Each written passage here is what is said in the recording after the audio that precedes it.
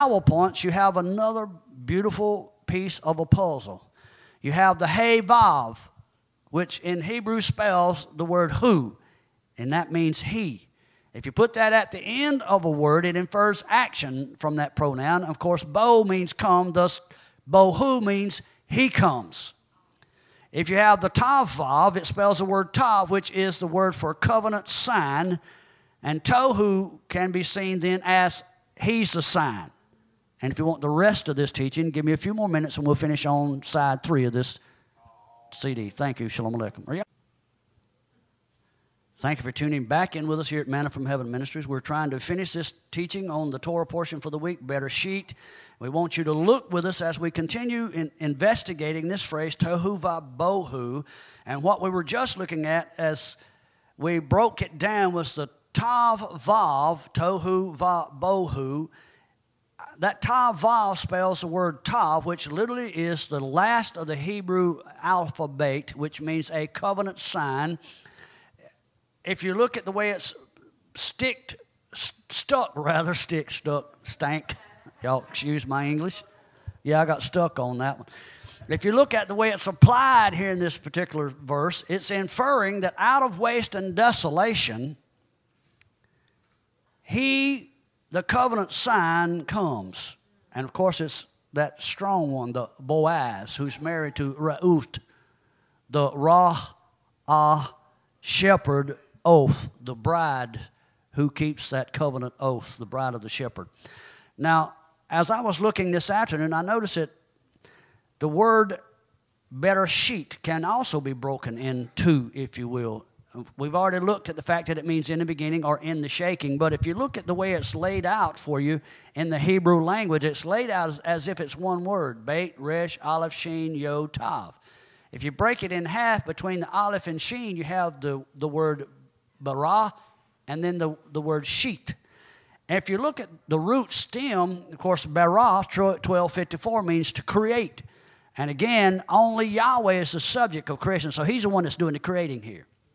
But if you notice that there's a root stem in the word bara, and it is the stem Beit Resh. The word bar, bor, beer. Bar can mean sun, 1247. It can also mean 1249, pure and clean, 1250, corn, grain, or field, 1253, bor, which is eye or washing or cleansing agent. Interestingly, though, that same Beit Resh root stem can also be applied to Strong's number 875, bear, which is a word for well, revelation, and womb.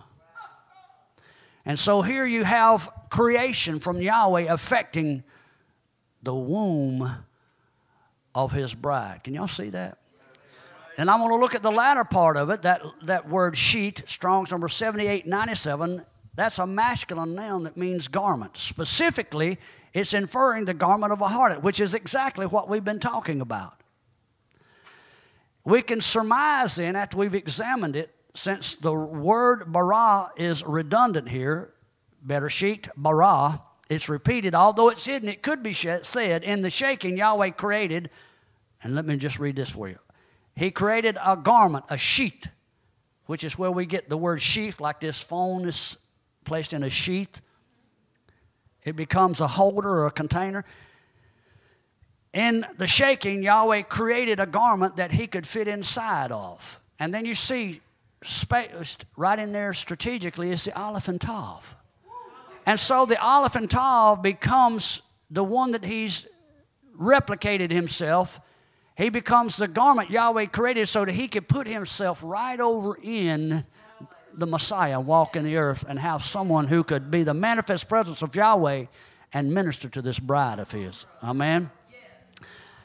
He created a garment that he could fit inside of, the Aleph and Tav, the Son of Righteousness. He created the Creator. Bereishit bara. You have bara used twice. He created the Creator. Well, what are you trying to say? Yeshua is the Creator? Well, go back and look at John 1:3. In the beginning was the Word, and the Word was Yah, and the Word was with Him.